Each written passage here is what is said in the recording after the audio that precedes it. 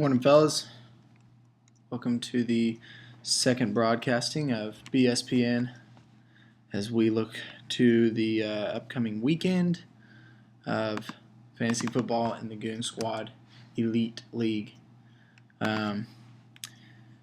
So to start off the segment, we're going to go ahead and kick off the weekly summit ranking that Coach Gross and Coach Beeler do. We had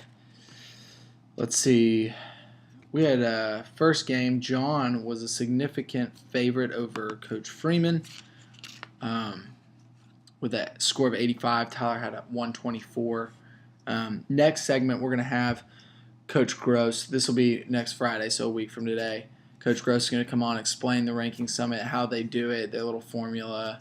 It's been 4-1 2 weeks. It's been 3-2 1 week, so fairly accurate. So if any of you coaches are interested in how they do that, we'll have him next Friday, so make sure to tune into that. But moving forward, Brett is a favorite over Jeff.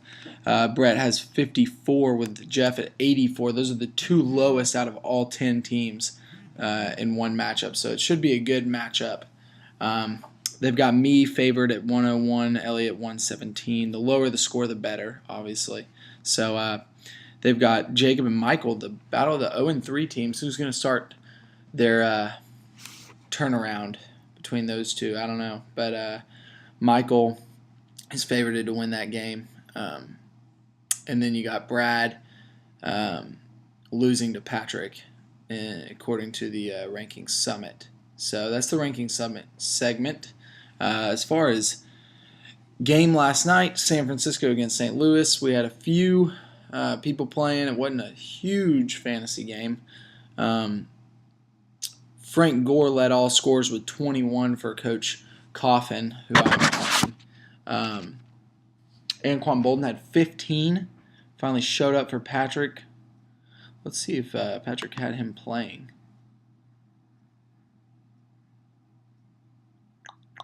He did. He did have him playing. So Patrick got 15 there right off the bat. Still only projected at 85, whereas Brad is projected to 116. I know projections don't mean much, but for those of you who think they do, Brad is heavily favored, even with Anquan having 15 points. Moving over to Kaepernick, he only had 13 points. He has been struggling. Jeff made the smart decision to not play him.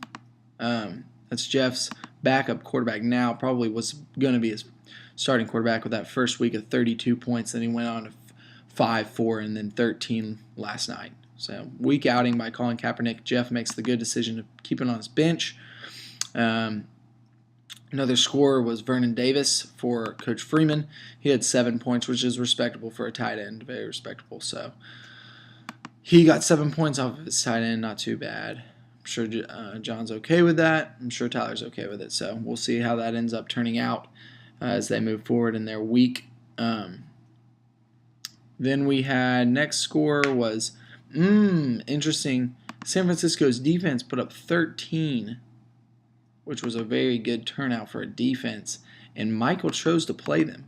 So good play by Michael. 13 points is very respectable for a defense. Good start out. It's putting him in the edge over the Brady bunch. We'll see how that actually turns out. We're going to see if Tom Brady can turn it around, as he's only had 15, 11, and 15. I mean, he had double those last season. So we'll see if Tom Brady can turn it around. Right now, it's kind of killing Jacob to not have a premier quarterback, and you can't really sit him. So interesting development on Jacob's team there. As far as St. Louis goes, Darrell Richardson only had 1 point. Michael continues to get burned by that trade. The big question is Richardson, as he gets more healthy, going to turn it back on? Still has yet to record. He's still yet to record a double-digit game. He had 9 points his first week, but he has yet to record a double-digit game. So Michael is getting burned by that trade a little bit. We'll see if that ends up holding up, but for now, burnt. Cook had 4. Hadn't had anything since that first week of over 20 points. Tavon Austin, 0 points. Elliott made the good decision to not play him.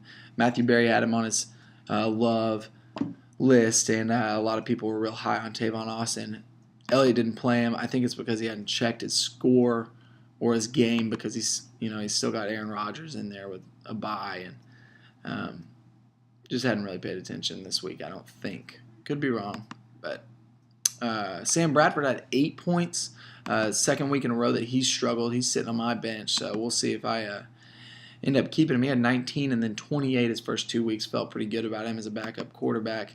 We're going to see if RG3 can turn it around. We'll definitely highlight talking about him next week, as he's been a pretty shocking development this year. A lot of people saying he's done. A lot of people saying he's washed up. Not really sure. Monday we may have Washington Redskins phenom J-Mo to come talk to us about what he thinks about the Skins, as they're 0-3, and if he thinks that they're just a bust. So we'll find out about that. Givens for Freeman on the bench had 4 points, nothing much.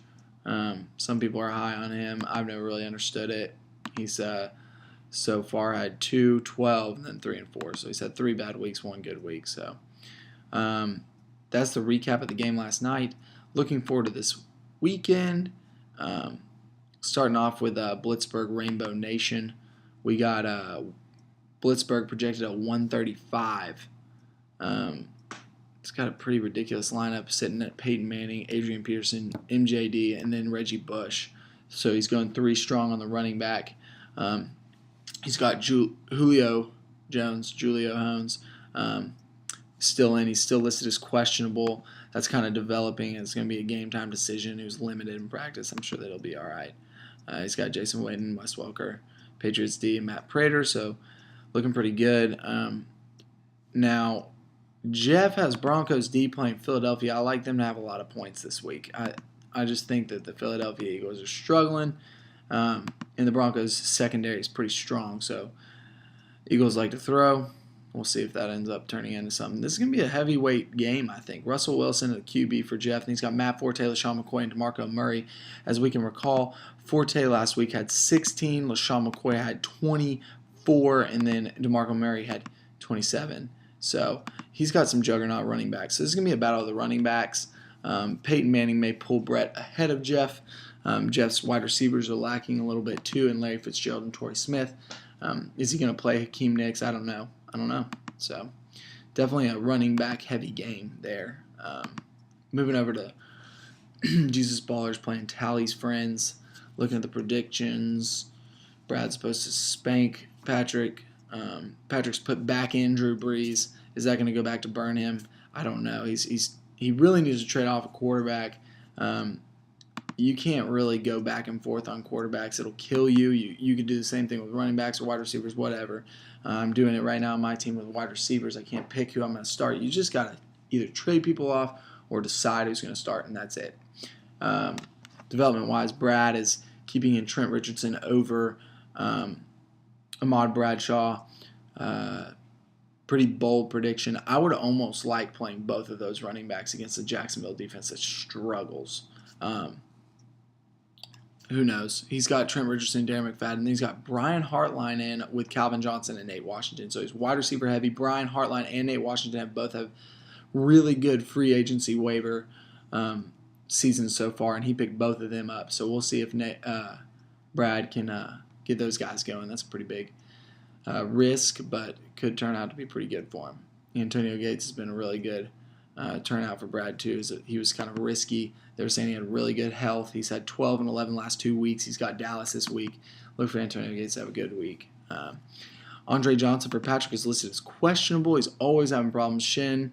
He did individual drills, didn't participate with the team. We'll see if he ends up being all right. He's got pretty good wide receivers considering Anquan Bolden had 15 points. So if Andre and Deshaun have big games, then Patrick could be in for a big wide receivers week. So this is going to be a game of the wide receivers. C.J. Spiller playing Baltimore. I don't know that I like that play considering what he's done so far. But again, Patrick doesn't have much to do there. He's already starting 3 wide receivers, doesn't have a running back on his bench aside from Jonathan Dwyer, who hasn't done anything. So Patrick's in a little bit of a hole. He needs a running back. Could he trade off that quarterback for a running back? I don't know. So something for him to definitely be thinking about. but it is also Patrick, so who knows that he actually will. As far as Tyler and John go, John has got Tony Romo playing at San Diego. Um, I don't really like Tony Romo in away games. He's typically a kind of a choke job. This season so far, he's got 16 against New York Giants. He's got 20 against St. Louis at home, but then you go away. Kansas City, 13 points. Granted, Kansas City has the number one defense in the nation right now, so we'll see how he performs out at San Diego. I don't know. Marshawn Lynch, another unpredictable guy, 4 points, then 30 points, then 6 points. He had 17 carries in both games where he had the single digits. He had 28 in the game where he had 30, so we'll see what they do with Marshawn. It's all about how Seattle wants to utilize him and what Pete Carroll's going to do with him. Darren Sproles, again, John is starting him. Still haven't been sold on him. He had 10 points first week because of one catch, but in his other 2 games, he got 5 points and 4 points. So I think Darren Sproles is kind of a iffy person. He's got Joyke Bell playing despite the fact that Reggie Bush is back. So we've got Brett playing Reggie Bush, and we've got John playing Joyke Bell. Who's going to have the better game? That's a big question, and it could hinge John's game against Tyler. He's got Dez Bryant, Victor Cruz, so John has definitely a wide receiver strength, but he's starting the running backs. I mean, he's got Roddy White on his bench, who's still injured, still hurting, and that's killing John. And he's got Kimbrell Tompkins. He's deciding not to play. He's deciding to keep in Joyke Bell. That'll be an interesting development to see on how he plays. As far as Tyler goes, he's going to start Bernard Pierce. Still unclear if Ray's going to play at all, but for now, Bernard Pierce seems like a safe pick at Buffalo. Projected 11 points. He's had 2 double-digit games in a row. Starting to get a little nervous with Ray Rice. As far as Doug Martin goes, Tyler's got 3 straight games of double digits. They've been low, 10, 16, and 10. 16 is pretty good, but 2 10s. It's low, but it's definitely been a steady performance. Then he's got Matt Stafford, 23 and 23 in 2 of his games. He's got 18 in the middle, but he should have a pretty all right game against Chicago as Ben Roethlisberger burnt Chicago's secondary. And if Ben Roethlisberger can with his depleted team, then you'd think that Matthew Stafford could, especially with Calvin Johnson throwing. Then Tyler's also starting 3 wide receivers compared to John's 3 running backs. Interesting. Demarius has had 31 in that first game. Everyone remembers he had that 73-yard touchdown like right at the end of the game that kind of made his stats incredible. The other 2 teams, or the other 2 games, 5 and 9, he had 94 yards on 10 catches, so he was targeted a lot against Oakland. Just didn't get in the end zone, didn't have over 100 yards. But then he's got T.Y. Hilton coming off a waiver. He had 2 points, then he had 14, then he had 1. Playing at Jacksonville, I think Tyler's trying to do a matchup thing there. And then he's got Ryan Broyles, who everyone's high on right now because of the injury on Detroit. He's starting oppo of Calvin Johnson, so we'll see how he does. He had 3 points last week. He's projected at 4. We'll see if he does better. Seahawks D is a good start. So Tyler's also a team that's depleted with injuries. We've got 2 injured teams here. He's got Steven Jackson out, Eddie Lacy out. He's questionable, but out for now.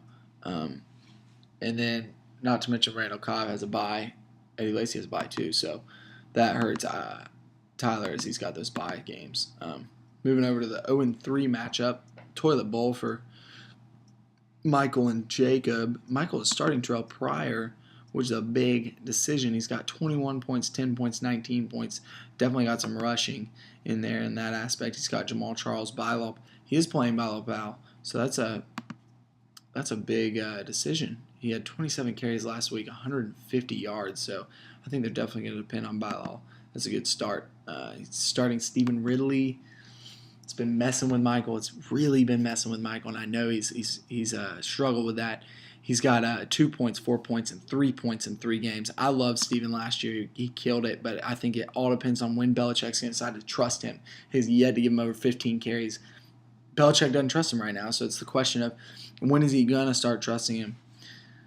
He's got Reggie Wayne. He's got Eddie Royal. 2 good starts at wide receiver, respectable. again, Reggie Wayne, that big game, the first game he had 15 points, was 4 yards off of having 18 points, and then he had 4 and 5. So tough to decide if that's going to be a good start or not.